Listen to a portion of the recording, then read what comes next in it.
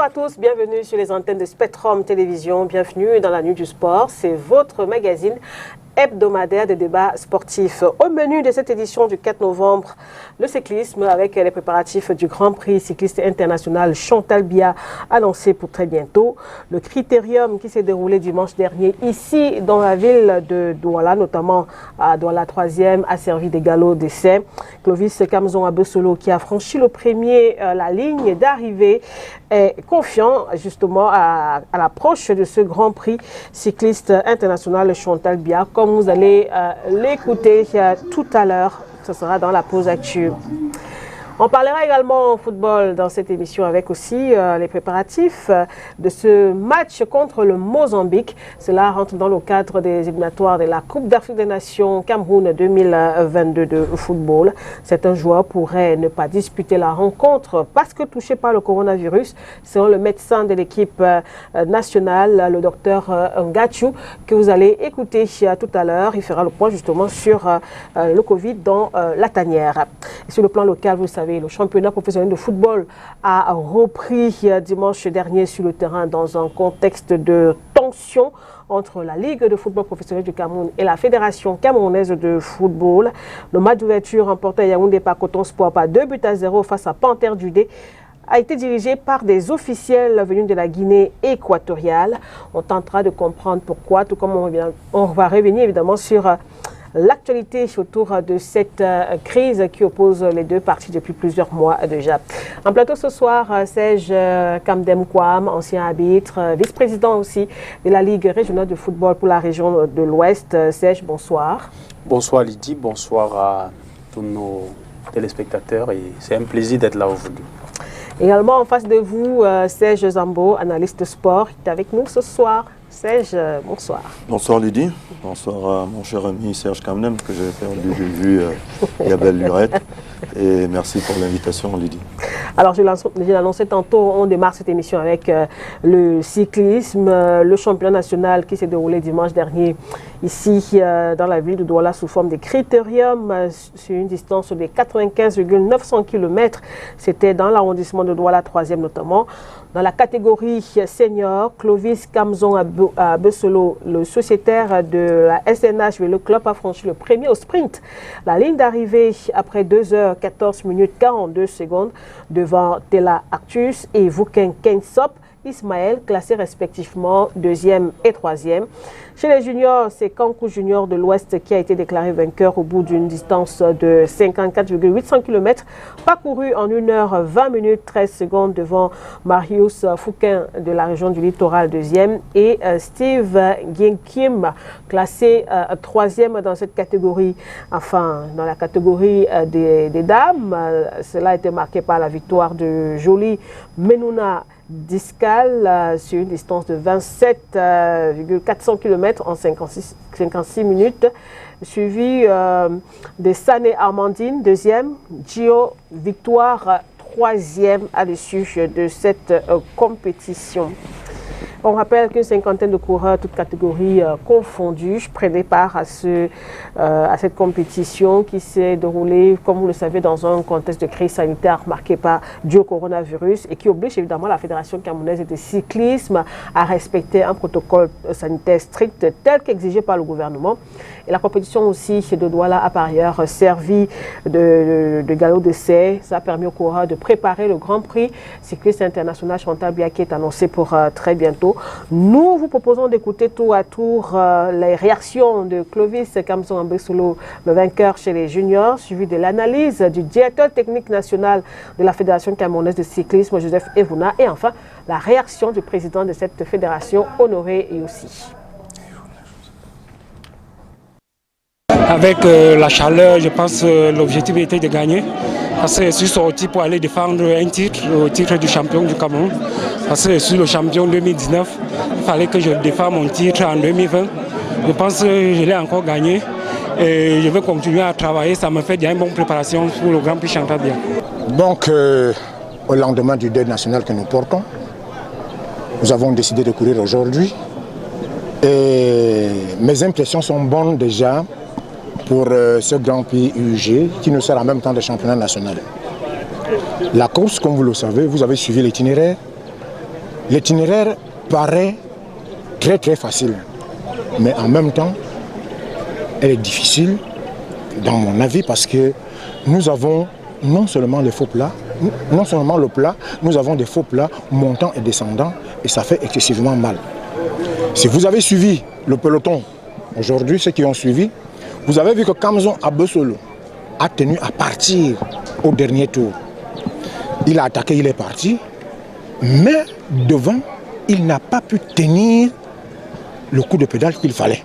Et c'est pour cette raison que 3 autres de ses coéquipiers sont revenus sur lui et ils ont fait l'arrivée ensemble.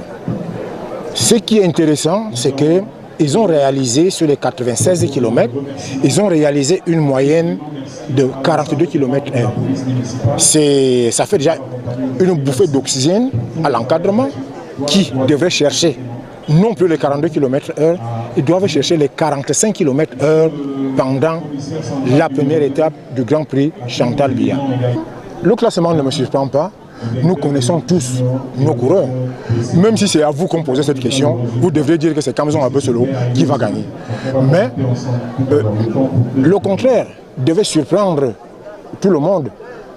Bon, et vous avez vu ici comment est-ce que le sprint a été discuté.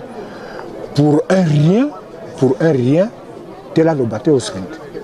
Donc, à poser cette question, j'ai dit que nous connaissons nos coureurs, sauf les juniors que je ne maîtrise pas très bien, les dames également. Mais je pense que j'ai fait un passage ici à Douala. J'ai remarqué au cours des entraînements 2 coureurs qui m'ont impressionné. Et j'ai demandé à l'encadrement technique du littoral de suivre ces 2 garçons qui sont l'avenir de demain. Les courses se suivent et ne se ressemblent pas.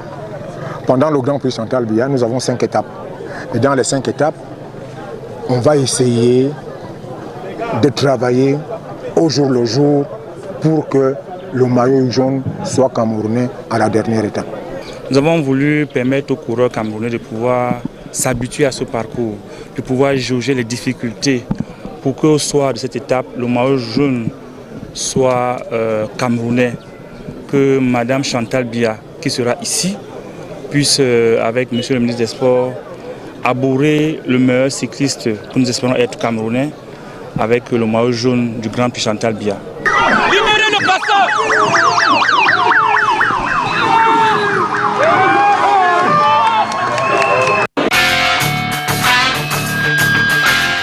Cette course plateau après ces différentes réactions. Peut-être Serge, en commentaire, une analyse par rapport à cette compétition qui s'est déroulée dimanche ici à Douala. Ben ouais, l'analyse qu'on peut faire elle est toute froide.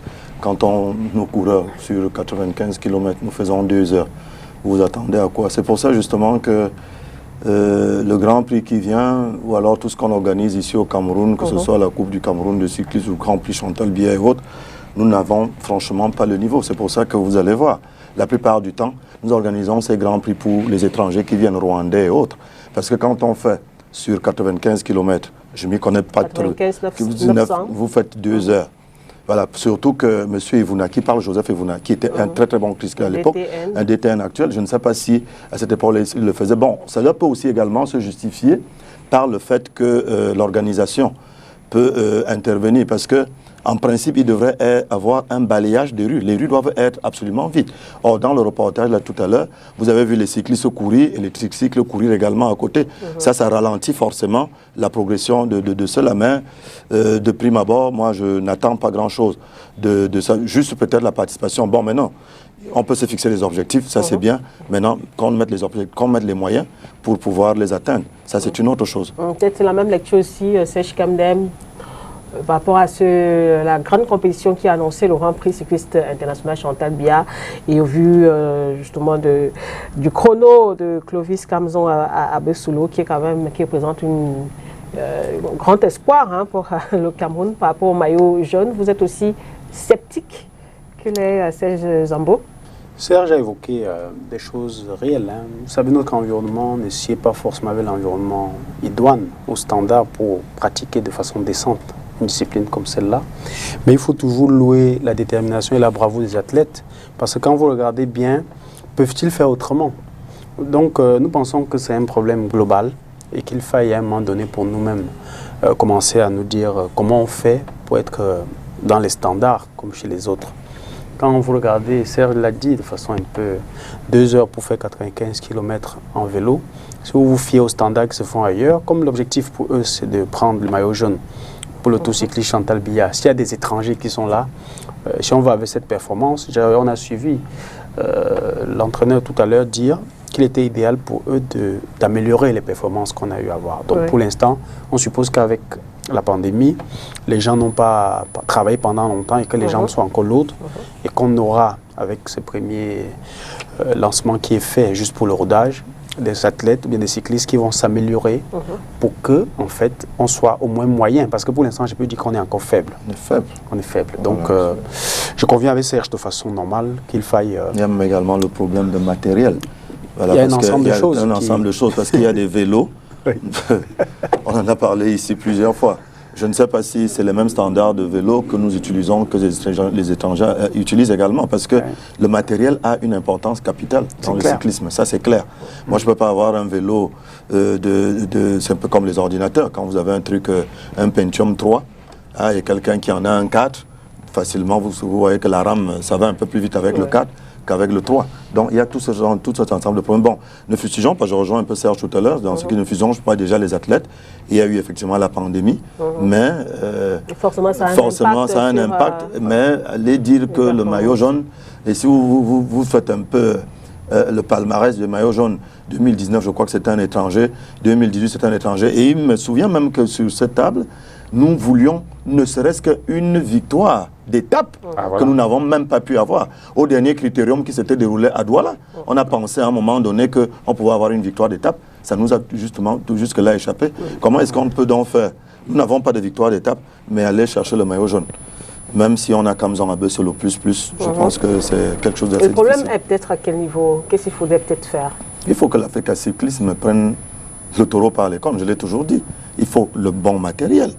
Il faut que le gouvernement, par l'entremise du ministère des Sports, alloue, mette un accent particulier sur ce genre de discipline. Ce sont quand même des compétitions de souveraineté. Comme on dit.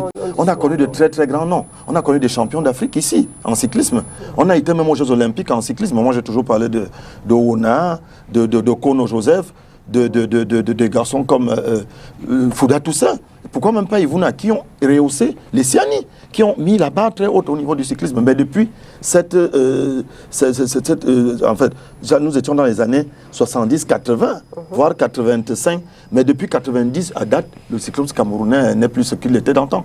Donc il faudrait bien qu'on prenne le taureau par les cornes. Quand on essaye de voir ça d'une certaine manière, et je crois qu'il y a une fédération.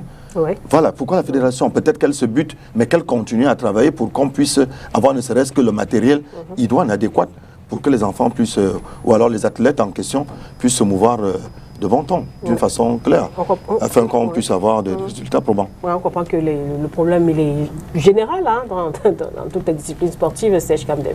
Oui, c'est un problème de politique, comme j'ai dit, c'est un problème d'organisation, c'est un problème de système. Je pense que le Cameroun, sûrement avec les infrastructures qu'on a vu sortir en football, est en train de s'améliorer progressivement. Mais il faut vraiment une réflexion autour. On a vu ici qu'il y a eu un forum, par exemple, sur une discipline comme le football. On ne sait pas trop si on a capitalisé les éléments que ça a donné. Donc si les gens vont s'asseoir et faire des réflexions profondes sur nos disciplines sportives, pourquoi on n'utilise pas, vous comprendrez donc que l'évolution va traîner encore et nous ne serons pas forcément concurrentiels par rapport à ceux qui font des efforts qui hier étaient largement inférieurs au Cameroun, mais qui ont compris que c'est à force de forger qu'on deviendra forgeron. Donc le Cameroun, pour moi, les athlètes, pour moi, sont à plaindre parce que ce sont des sacrifiés, si nous voulons, ce sont des personnes volontaires. Ils essayent, autant qu'ils peuvent, de donner le meilleur d'eux, mais dans quelles conditions, dans quel environnement de travail. Voilà, vous voyez que si on ne sécurise pas tout ça, en fait, nous sommes en train de tuer ce qu'on appelle même l'envie et l'engouement qui peut animer certains jeunes par rapport à certaines disciplines sportives. D'accord. On va donc évidemment attendre et suivre de très près cette actualité au niveau de la Fédération camerounaise de cyclisme, avec notamment le Grand Prix qui est annoncé. Et le premier coup de pédale sera donné ici même à Douala. On y reviendra.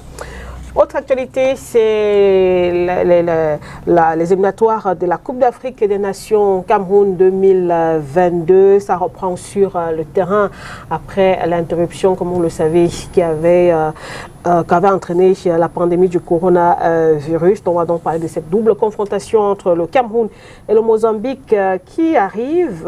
Vous le savez, les Lions indomptables doivent affronter l'équipe mozambicaine les 12 et 16 novembre prochains. C'est dans le cadre des 3e et 4e journées des éliminatoires de la CAN 2022. Il y a donc quelques jours, on s'en souvient, le sélectionneur Antonio Conceição avait publié une liste de 33 présélectionnés, liste qui a été revue à la baisse. Il y a en conférence de presse à Yaoundé, il a rendu public une liste, pas des 23, mais plutôt des 24 joueurs appelés à défendre les couleurs nationales contre le Mozambique. 24 et non 23, dit-on, parce que plusieurs joueurs ne sont pas épargnés par la crise sanitaire due au coronavirus en ce moment. On fait le point en vous proposant un extrait d'Antonio Conceição, suivi évidemment des précisions du médecin de l'équipe nationale par rapport au cas Covid dans la tanière. Pour tout le monde, pour le pays et pour le peuple camerounais. O CAN e a qualificação para o Campeonato do Mundo. La CAN et la qualification pour le championnat du monde. E isto não se consegue ter sucesso com os jogadores a pensar no eu e não a pensar no nós. Temos que pensar no nós e não no eu. É uma grande diferença. Pour qu'on ait du succès, il faut que les joueurs ils pensent à nous et pas à moi-même. Il ne faut pas qu'ils soient égocentriques. Vira a seleção dos Camarões. Le message que je veux passer, c'est que de venir représenter le pays, c'est une grosse responsabilité. Parce qu'on représente notre peuple. La fierté de porter ce maillot, on doit venir avec le cœur ouvert, avec fierté, avec orgueil. Et ça, c'est des choses qui ne s'achètent pas. Este é o sentimento que os jogadores têm que trazer à seleção e nós, inclusive. Nous avons des joueurs qui ont des situations Covid. Donc, par exemple, nous avons Moukoudi qui a été testé positif le 24, mais actuellement, il a pu reprendre les entraînements il y a 2 jours parce qu'il est repassé négatif. Il y a Gadeux qui a également été testé positif il y a 48 heures, mais normalement, on a de fortes chances que le test de contrôle qui sera fait dans 7 jours, ça veut dire vendredi, s'il est négatif, il rentre à nouveau dans le circuit. Nous avons 2 autres joueurs, dont Onana et Tabekou, qui sont dans une situation particulière parce qu'ils sont négatifs, mais actuellement dans leur club, il y a plus de 10 joueurs malades, dont actuellement les matchs de leur club sont supprimés. Ils sont en quarantaine chez eux à la maison, ils font des entraînements individuels à la maison et il y a des tests qui sont faits tous les 2-3 jours par le club. Mais normalement, on pense que d'ici le début du stage, pour ces joueurs, ça sera bon. Donc la situation évolue en temps réel et nous suivons ces joueurs en temps réel. Donc c'est pour ça que la fédération a permis que nous puissions passer de 23 à 24 joueurs. C'est justement pour pallier au fait que la situation peut changer en une semaine. On peut avoir des nouveaux cas. Le coach a aussi anticipé en prévoyant une liste d'attente dans laquelle il pourra piocher s'il y a des cas positifs.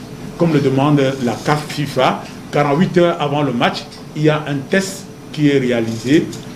S'il y a un joueur qui est positif pendant ce temps ou un membre de staff, il ne pourra pas assister au match. Donc tout cela est encadré et les joueurs et les membres du staff sont sensibilisés. Beaucoup d'incertitudes quand même, hein, Serge Kamdem, à cause du coronavirus. Nous devons toujours tenir compte du fait que cette pandémie n'est pas encore maîtrisable pour l'instant.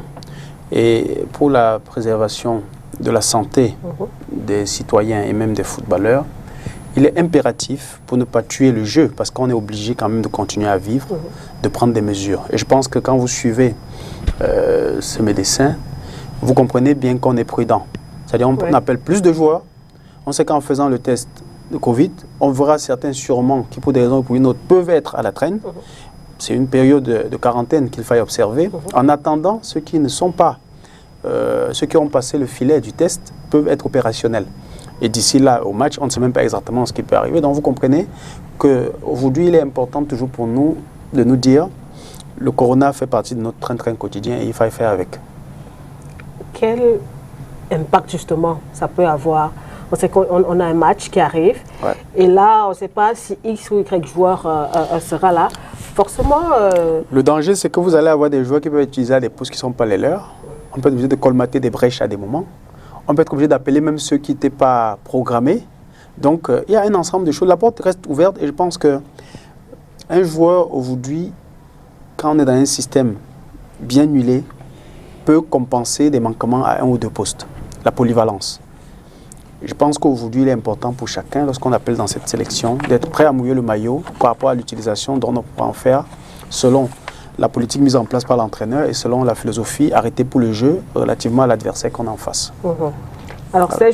Serge Zambo, on a compris quand même dans la sortie de l'entraîneur hier,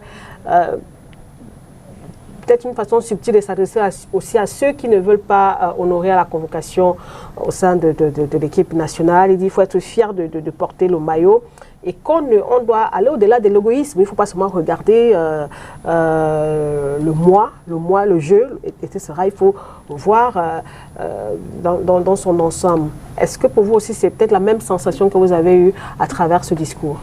Oui, c'est la même sensation que j'ai eue à travers ce discours, sauf que il faut tout simplement un peu nuancer. Il faudrait essayer de regarder dans le fond qu'est-ce qui va avec qui, c'est-à-dire qu'est-ce qui ne va pas avec qui. Bon, c'est-à-dire si on prend, il faudrait qu'il essaie de gérer ça par exemple au cas par cas, parce que là je le vois peut-être par les yeux doux, peut-être à Matip ou à Nsamé et autres, ils sont assez nombreux, donc il faudrait essayer de voir les choses au cas par cas. Bon, maintenant, est-ce que la fierté de porter le maillot, je suis d'accord avec vous, mais il faut bien le porter et il faudrait bien qu'on le porte dans un cadre qui soit bien régi et bien rétabli. Là, vous établissez des conditions, là. Oui, non, le cadre, il est bien. Non, je dis à ceux, pas à ceux qui viennent. Oui. Vous savez que la FECAFOOT, je l'avais déjà dit ici, on tourne parfois tout autour en rond.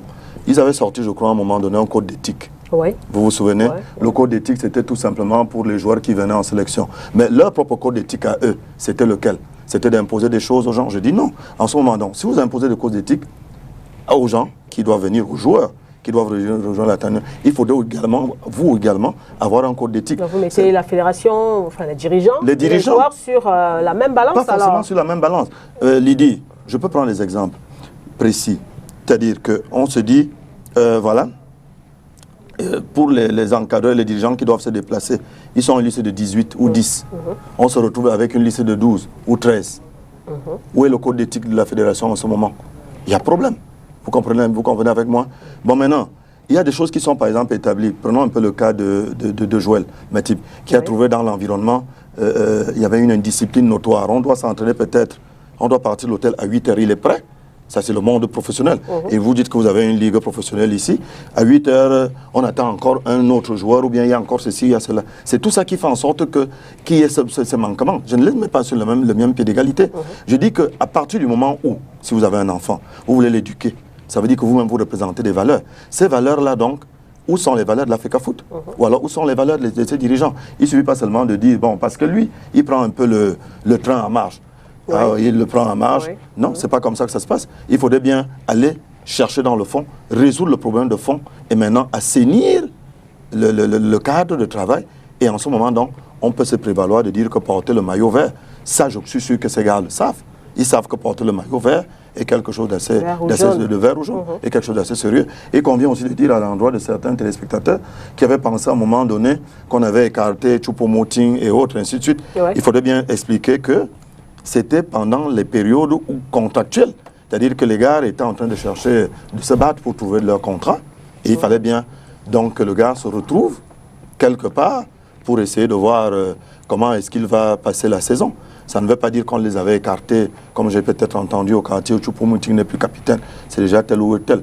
Donc il y a des choses comme ça qui se passent. Et puis il faudrait aussi comprendre qu'à un moment donné, certains joueurs sont appelés pour venir jouer. Il y a des joueurs comme ça qu'on appelle pour venir jouer. Quand l'entraîneur sent qu'il ne peut pas t'utiliser, il est souvent logique et de bon ton d'appeler le joueur, de causer avec lui. Ça se passe comme ça ailleurs. De causer avec le joueur et tu dis, bon, en ce moment, si je ne peux pas t'utiliser parce que, et là, on ne l'appelle pas. Et ça crée moins de problèmes dans la tanière. Quand vous amenez quelqu'un qui est sûr de jouer équipe demain ou après-demain et laisser sur le banc de touche, justement, ça crée des tensions et des frictions. Or, si vous l'avez laissé, en lui expliquant le bien fondé de ce pourquoi, voilà, communiquer avec celui-là, voilà. ça évite justement des problèmes. Dernièrement, la sortie de Stéphane Baoken, justement, qu'on n'avait pas convoqué, c'est justement, c'est à cause de, c'est un peu par rapport à lui que je fais cette intervention. Donc, je ne voulais pas citer le nom. Je me souviens d'un joueur, Alou Diarra, qui était capitaine de l'équipe de France à un certain moment. Oui. Voilà. Deschamps avait jugé utile qu'il ne pouvait pas être là. Et il a appelé, ils ont bavardé avant, et il ne l'a pas convoqué. Voilà comment ça se passe ailleurs. Que de convoquer un joueur qui ne vient pas, ou alors de ne pas parler, de ne pas expliquer ses choix. Parfois, parce que quand on a déjà des joueurs cadres, à un joueur qui n'est pas cadre, un novice, on n'explique pas ses choix. Mais un joueur qui est cadre, qui est habitué à être là, qui sait qu'il se bat tous les week-ends, et il se bat pour peut-être avoir sa place en sélection, celui-là, justement, on se doit de bavarder avec lui, de causer et d'échanger, et d'expliquer un peu ce pourquoi ça n'enlève rien à quelqu'un. Justement. Alors pour vous quand même, sur le Covid, les cas Covid dans la tanière les cas Covid, c'est des cas qui peuvent se gérer. Bon, c'est vrai que le médecin... Le médecin, il a par exemple parlé du cas Moukoudji, il était positif le 24 octobre. Oui, maintenant il faut compter le nombre de jours. Il faut compter le nombre de jours. Est-ce qu'on l'a retesté négatif? Il a parlé de Ngande par exemple. Bon là, moi je ne pense pas qu'il y ait péril dans la demeure. Hein. Si on a pu citer peut-être ces 3 ou 4 cas, si sur la liste de 24, on a 3 ou 4 cas, c'est jouable. Bon, c'est vrai peut-être qu'à une certaine, à des exceptions prêtes, bon, il y a quand même des joueurs cadres comme Gande qui, s'il peut être touché, ça peut chambouler un peu les choses. Mais au-delà de ça, il a également prévu une liste d'attente. Ah oui. Voilà, il y a une liste d'attente. Donc c'est sûr que si ces cas de Covid perdurent, c'est les joueurs qui sont à la liste d'attente qui viendront certainement renforcer l'équipe première. Alors, je pense qu'à ce niveau, c'est bien pensé. C'est bien pensé. Serge Kamdem, ce match quand même en lui-même, le Cameroun et le Mozambique, comment est-ce que vous le voyez? Vous savez, aujourd'hui, avec la pandémie et la restructuration de nos sélections nationales, un match ne se gagne pas à l'avance. Hein. Pendant que le Mozambique travaille, le Cameroun, je ne sais pas s'il travaille au même rythme, mais nous pensons qu'un match se gagne sur le terrain. Il se joue sur le terrain, il se gagne là-bas. Donc il est important pour nos footballeurs de rester concentrés. Et je pense que l'entraîneur, quand nous regardons le dernier match amical qui s'est passé entre le Cameroun et le Japon, ça a donné quand même une bonne sensation avec des joueurs qui colmataient les brèches d'ailleurs. Des lueurs d'espoir d'ailleurs. Ah oui, donc nous pensons que si le même esprit est préservé, si la dynamique est conservée, avec le fait que ça reste un match important, ben, c'est important que l'Union nous fasse de bonnes surprises. Seulement, le Mozambique est un adversaire à prendre trop au sérieux parce qu'aujourd'hui, il est hors des questions de se dire on est supérieur au Mozambique et tout. Un match se joue et se gagne sur le terrain. Sur le terrain. Ah ouais. Même lecture, Serge Zambo. Tout à fait, un match se joue et se gagne sur le terrain. Bon, sur le papier, c'est clair que...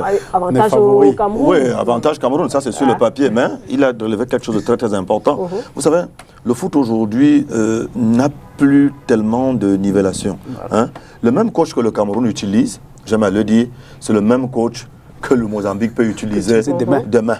Vous voyez un peu, même hier, c'est les mêmes méthodes d'entraînement, c'est peut-être parfois plus rude. Donc il ne faudrait pas dormir sur le laurier du papier, comme je viens de le dire. Le match se gagne effectivement on the field, c'est-à-dire c'est sur le terrain. C'est ça là que ça se joue. Donc il faudrait être concentré, il faudrait travailler dur. Bon, je crois que le match allait se jouer chez nous, au Cameroun. Voilà. Donc à partir du moment où le match se joue au Cameroun, chez nous, il faudrait aussi... au-delà des mesures barrières indiquées par le gouvernement, il faudrait bien aussi que le 12e joueur puisse apporter son soutien. Le match se joue à Douala d'ailleurs. Le match se joue en plus à Douala, à Japoma. Oui, Japoma. Ah, ben ça c'est très bien. Je suis tellement content, ça c'est une très bonne information. Moi qui disais ici, excuse-moi d'aller un peu à côté. Vous en avez tellement réclamé. Vous en avez tellement réclamé. Moi je n'avais pas conçu. On t'a écouté ça. Oui, je n'avais pas conçu le stade de Japoma. Pour qu'un étranger vienne d'abord nous fouler avant moi-même. Alors ça, je suis extrêmement content. Vraiment, merci Serge. Merci beaucoup. On se verra tout à l'heure. Donc, alors, surtout que le match se joue, comme vous dites, à Japoma, ça se joue chez nous, dans un stade flambant neuf. Et je crois que les Lions seront même d'ailleurs ici. Un match inaugural. Les Lions seront d'ailleurs ici. Peut-être que nous vivrons les séances d'entraînement, et ainsi de suite. Ça fait une fougue, ça fait un surplus. Découvrir les installations, je crois que je serai peut-être le 8e à acheter le billet. Hein. Donc, forcément, comme elle le dit, comme tu l'as dit tout à l'heure, le match se gagne sur le stade. Voilà. Donc pour cette rencontre 12 et 16 novembre, le Cameroun devrait évidemment prendre son adversaire avec Avec sérieux. Avec sérieux. Avec respect. Ouais, avec respect, sérieux. Quelle que soit la nature de l'adversaire. Hein. Aujourd'hui, en Afrique, ça se prouve. C'est pas facile. Aujourd'hui, vous voyez, et nous sommes même à la traîne. Nous n'arrivons plus à aligner une équipe dans les 8 pour la Ligue des Champions. Vous savez ça? Nous n'arrivons depuis peut-être, je ne sais pas, 3, 4, 5 ans. On n'arrive pas. La dernière fois qu'on a pu, c'était peut-être avec Sable et Coton Sport qui ont dû dépasser ce cadre-là. Donc nous sommes à la traîne. Pendant que, parfois je suis assis à la maison, quand je regarde la Ligue des Champions africaine, je vois les équipes mal à 8. Je vois des équipes, je crois même burkinabé. Je vois, je ne peux pas parler de l'Afrique du Nord, et ces équipes sont toujours là. Mais je vois des équipes de petites nations, entre guillemets, de football, qui y figurent, pendant que le Cameroun n'arrive même pas à sauter le cap pour pouvoir se retrouver parmi les 8. Ça veut dire que nous sommes à la traîne. Et je crois que notre classement, au niveau de la FIFA, si nous sommes bien classés, c'est certainement dû aux prestations que les Lions indomptables font. Peut-être Lions filles et Lions garçons et autres. Mais si on essaie de voir par rapport au club, je vous assure que Lydie, ce serait la catastrophe. C'est là qu'il y a le gros travail à faire. Et c'est là où il y a du gros travail. Nous serons vraiment, vraiment en bas. Peut-être s'il y a 148 nations, je nous vois dans les 128 au niveau africain. Voilà. Donc il y a beaucoup de choses à faire. Il y a beaucoup de choses à faire.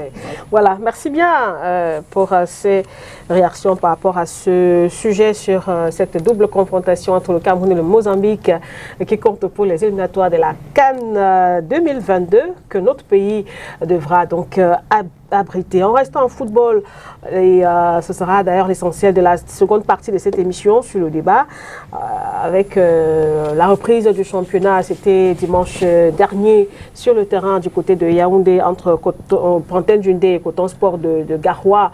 La victoire de Coton Sport par 2-0. C'est quand même une reprise qui s'est déroulée dans un climat assez tendu. Les rapports entre la Fédération camerounaise de football et la Ligue de football professionnel du Cameroun reste tendue. Et ce mercredi, il y a eu cette réunion-là, de la Fédération camerounaise de football, session extraordinaire du comité exécutif, qui était très attendue. Après la sortie lundi dernier des membres de la FECAFOOT, là on peut comprendre que la position de la Fédération camerounaise de football se durcit davantage par rapport à la LFPC. On va rapidement vous donner lecture ou alors les grandes résolutions prises lors de la session extraordinaire du comité exécutif tenue aujourd'hui même, commencer lundi et achever au du côté de Yaoundé. Donc on va par exemple signaler que la première résolution, on revient sur les images de la fédération. La première résolution par exemple, il est dit que le comité exécutif approuve à l'unanimité des membres présents le procès verbal de sa dernière session tenue les 24 et 25 septembre 2020. Résolution numéro 2, à l'unanimité des membres présents, le comité exécutif confirme toutes les résolutions prises lors de la session du bureau du comité exécutif le 20 octobre 2020. Troisième résolution, le comité exécutif approuve à l'unanimité des membres présents le rapport d'activité de la FECAFOOT. Résolution numéro 4, le comité exécutif approuve à l'unanimité des membres présents le recours relevé à titre conservatoire par le tribunal, par le président de la FECAFOOT contre la sentence rendue le 14 septembre 2020 dans la procédure du TAS, Ligue de football professionnel du Cameroun, contre la fédération. Et la résolution numéro 5 qui est un peu plus explicite par rapport à la situation actuelle. Au vu des manquements, dysfonctionnements internes ou défaillances constatées de la LFPC qui transparaissent à travers la remise en cause de la résolution numéro 13 prise par l'Assemblée générale de la FECAFOOT le 25 septembre 2020. La cacophonie dans l'organisation des assemblées générales au sein de la LFPC, l'organisation au mépris des statuts et règlements de la FIFA, de la CAF et de la FECAFOOT d'un match de football auquel les joueurs sans licence et des officiels d'une association sportive étrangère ont pris part, ainsi que le procès verbal des auditions ordonnées. Le comité exécutif, donc station, à l'unanimité des membres présents, décide de retirer à compter de ce jour l'ensemble des compétences déléguées à la LFPC. Voilà, donc il faut préciser donc ce que je viens de dire. La FECAFOOT donc qui décide de retirer à compter de ce jour, l'ensemble des compétences déléguées à la LFPC. D'ailleurs, il n'existe aucune convention de délégation de compétences entre la dite Ligue et la FECAFOOT. L'ensemble des modalités relatives à l'organisation des championnats professionnels Ligue 1 et Ligue 2 sera communiqué en vue du démarrage effectif des 10 championnats dans les tout prochains jours. Résolution numéro 6, le comité exécutif instruit dans le président de la FECAFOOT de traduire devant les organes juridictionnels compétents de la FECAFOOT les dirigeants des clubs ayant participé au match de football dit d'ouverture de la saison sportive 2020-2021 organisé par la LFPC en violation de la réglementation en vigueur ainsi que les organisateurs du dit match. Et enfin, dernière résolution numéro 7, le comité exécutif à l'unanimité des 14 membres présents approuve le projet de digitalisation du courrier et des documents au sein de la FECAFOOT. Voilà l'essentiel de ces résolutions prises aujourd'hui à l'issue de la réunion tenue par la Fédération camerounaise de football, son comité exécutif et le document évidemment signé du président Sédou Mbombo Njoya. Peut-être une première réaction à chaud, si on peut le dire ainsi, Serge Zambo, par rapport à ces résolutions. Bon, bienvenue une fois de plus au TAS en fait, si on peut le dire ainsi. Oui, parce que, et peut-être, moi j'ai bien peur, je ne sais pas comment est-ce que les choses se passent, mais là, une fois de plus, je me rends compte que le football camerounais, d'une façon ou d'une autre, est un peu pris en otage par certains. Voilà, c'est de ça qu'il est question. Voilà, je n'arrive pas à comprendre que le TAS ait rendu une sentence et qu'on ne puisse pas l'appliquer, qu'on aille s'asseoir, qu'on dise qu'il y a eu les résolutions. Est-ce que ces résolutions sont adéquates avec, ou alors en adéquation avec ce qu'attendait la LFPC, dirigée par le général Pierre Semengue? Je ne pense pas. Le TAS a rendu une sentence. Il faudrait d'abord l'appliquer. Pour moi, il était clair qu'il fallait l'appliquer. Le rififi dont on recommence avec, je ne sais pas où est-ce qu'on va. Je suis un peu, à la limite, outré. Je suis franchement outré. C'est vrai que nous n'avions pas cet élément-là quand nous venions certainement au studio. L'élément nous trouve là, je suis un peu outré. Et j'ai l'impression, avec tout ce qui arrive devant nous, nous venons de le relever tout à l'heure, qu'au niveau national, notre football est à la traîne. Or, il y a certains qui sont tapis dans l'ombre, qui continuent à le ramener à la traîne. À tort ou à raison. Serge me dira tout à l'heure, mais je dis à tort ou à raison, nous allons toujours à la déperdition. Et il est grand temps que les instances supérieures, ou alors que je ne sais pas qui, ou alors j'interpelle les pouvoirs publics pour qu'ils prennent une décision qui puisse nous permettre soit de jouer ou de laisser définitivement. Pour moi, à partir de cet instant où le clan Sédou, parce que là, il ne s'agit même plus du président de la FECAFOOT. Moi, je ne peux plus l'appeler ainsi. C'est vrai que ça reste de nom. Il reste le président de la Oui, mais je ne peux plus l'appeler ainsi. Moi, je vois là un petit clan de personnes qui viennent, à la limite, bousculer toutes les hiérarchies et nous continuons à nous ramener un peu à la traîne. Je ne veux pas rentrer dans les détails. Sincèrement, je suis outré. Voilà. Serge Zambo, ça, c'est la première réaction. Très outré par cette résolution numéro 5 prise par le comité exécutif de la FECAFOOT ce mercredi. La fédération qui décide de retirer à compter de ce jour l'ensemble des compétences déléguées à la LFPC et qui dit qu'il n'existe aucune convention de délégation de compétences entre la Ligue. Mais pourquoi ils ont permis, excuse-moi, Serge, pourquoi ils ont permis à la LFPC d'organiser les championnats avant, alors qu'il n'existait aucune convention? Ça, c'est de la bêtise. On va expliquer. C'est de la bêtise. Même si on explique, c'est de la bêtise. Je suis délégataire. Ça veut dire, vous me mettez un mandat, vous attachez une corde et vous la tenez. Au moment où ça ne va pas, vous tirez la corde et puis je dois tomber. Voilà un peu ce qui se passe. Je m'excuse. C'est quand même Kouam. Peut-être une analyse en profondeur quand la fédération me dit retirer l'ensemble des compétences déléguées à la LFPC. Qu'est-ce qu'on devrait entendre par là? Nous trouverons une réponse à cela en lisant l'article 46 de la loi qui régit l'activité sportive dans notre pays, la loi de 2018, qui parle des fédérations sportives qui participent à l'exécution d'une mission de service public.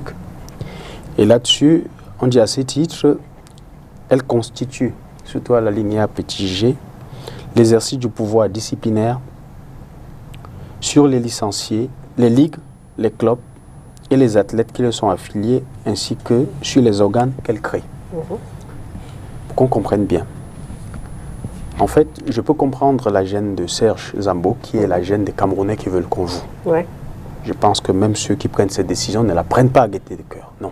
C'est qu'à un moment donné, jouer, ça fonctionne avec des règles.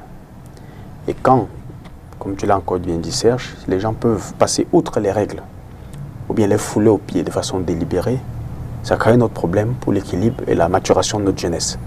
Et c'est ce qui se passe malheureusement dans ce cas. En fait, le problème ici, les gens déplacent le débat pour mettre la FECAFOOT au centre du problème. Non, le problème n'est pas la FECAFOOT. Le problème, c'est l'instance LFPC elle-même, déjà rétablie par la sentence du TAS, avec ses propres membres. Parce que si vous vous souvenez bien, quand la sentence du TAS est rendue, le 14 septembre, le 17 septembre, le ministre des Sports reçoit le président de la FECAFOOT et celui de la LFPC. C'est lui le premier à mettre de l'eau dans le vin en disant « N'allons pas recommencer comme s'il n'y avait rien. Allons en nous disant « Tel est champion et on continue. » Ça veut dire qu'il a mis un cap, il a mis une orientation sur un cap. Et là-dessus, il jouait le médiateur réel. Et d'ailleurs, il a écrit à la primature dans ce sens. Et la primature lui a répondu, pour ceux qui ont vu le courrier, en lui donnant des points sur lesquels il fallait articuler la médiation entre les deux parties. Et parmi les points, il y avait même la formule exécutoire de la décision que la LFPC a prise il y a quelques jours. Ouais, okay. C'était exigé dans le courrier. Pourquoi on l'exigeait? Il fallait se rassurer que la sentence, comme elle est rendue par un tribunal étranger, ou bien comme elle est rendue en arbitrage par la CCA, comme le prévoit cette même loi en article 97, alinéa 2, que le juge au Cameroun estime qu'en l'exécutant, il n'aura pas trouble à l'ordre public. C'était ça l'esprit. Donc, la formule exécutoire, la LFPC l'a eu. Mais avant de la voir, quand vous regardez tout l'eau qui a coulé sous le pont, le problème c'est quoi?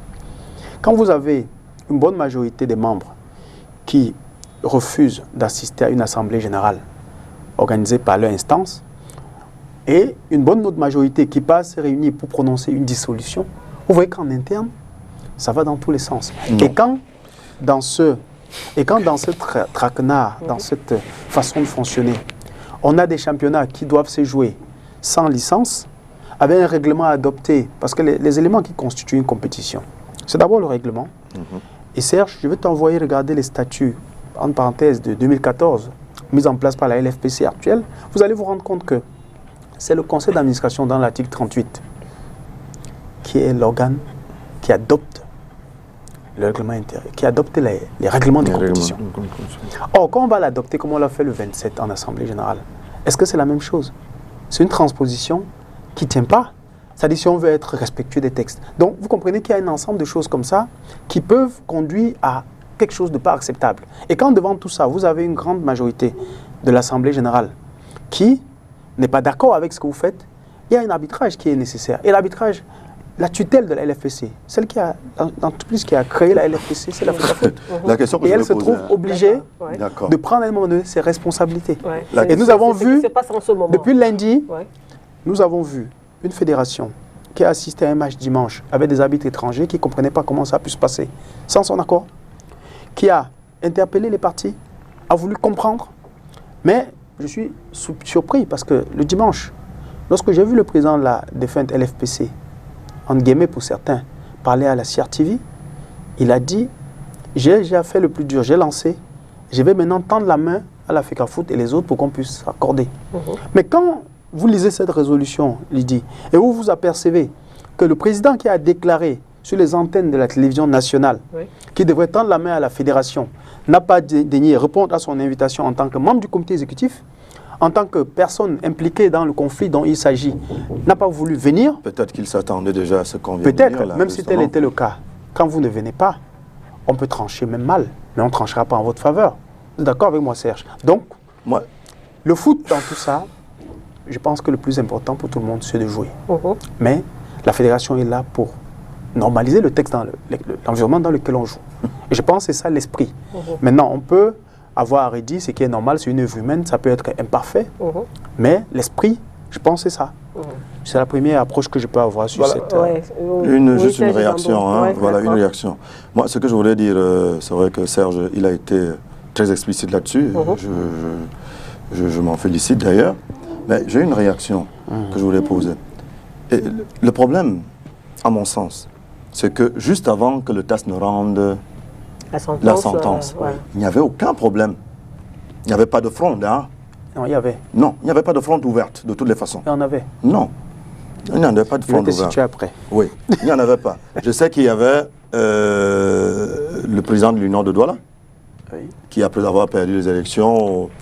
Ça, c'est 2016. Voilà, et puis après, voilà. Mais il n'y avait pas de fronde. On n'a jamais eu un document comme à l'instant, où il y avait une liste de présidents qui disaient que nous ne sommes pas d'accord avec ceci ou cela. Peut-être dans l'informel, d'accord, mais il n'y avait pas de document.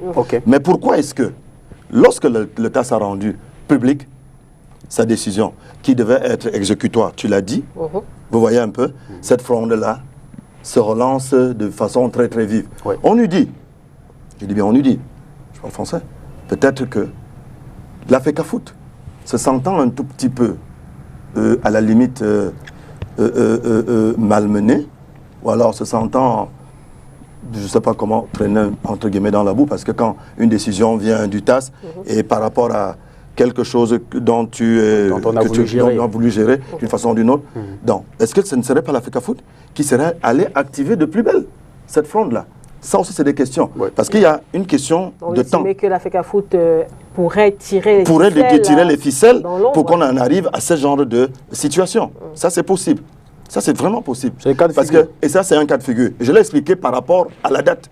Parce que si, avant, il y avait eu cette fronde de façon claire et ainsi de suite, voilà, moi, je me dis, ça aurait pu être ça. Mais aujourd'hui, c'est une coïncidence, qui n'est pas du tout elle n'est pas fortuite. Mais je vais expliquer si tu permets. Je voudrais finir. Oui, tu vas expliquer. Moi, je dis, vous me donnez, je viens de le dire là tout à l'heure, vous créez quelque chose, vous me donnez un mandat. Laissez-moi finir mon mandat. Le problème entre la FECAFOOT et la FPC n'est pas né du fait de la mauvaise organisation des compétitions et autres, tout ce qu'on peut lire aujourd'hui. C'est parti de Madame Maneng. Vous le savez pas très bien. Dame Maneng. Mangele, tu veux dire? Mangele, voilà, qui était SG à l'époque. Ça, c'est une interprétation aussi. Voilà, c'est pas une interprétation. C'est un avis, il y avait aussi un... Non. Ça reste un avis. Non, ça ne reste pas un avis. Laisse-moi terminer. Laisse-moi terminer. Laisse-moi aller au bout. Et il y a eu un problème d'arbitre. Vous vous souvenez qu'à un moment donné, on a eu 2 ou 3 arbitres pour le même match. Hein? C'est-à-dire que la LFC désigne des arbitres, la FECAFOOT aussi en désigne. La loge où la commission d'élimination des arbitres était située était où? Je pense qu'au début, c'était à la LFC. D'où vient-il qu'en cours de championnat, c'est la FECAFOOT qui intercède et qui permet de désigner les arbitres? Alors le général se rend compte de ça, d'une façon ou d'une autre, débarque Madame Mangele. Les problèmes ont commencé. Ce n'était pas la mauvaise organisation des compétitions, comme on peut le lire. Problème. Posons un et on avance. Non, je le pose. Ça n'a rien à voir avec tout ce qu'on lit là, aujourd'hui. Ça, c'est la suite, et on va ajouter un peu d'eau dans le moulin.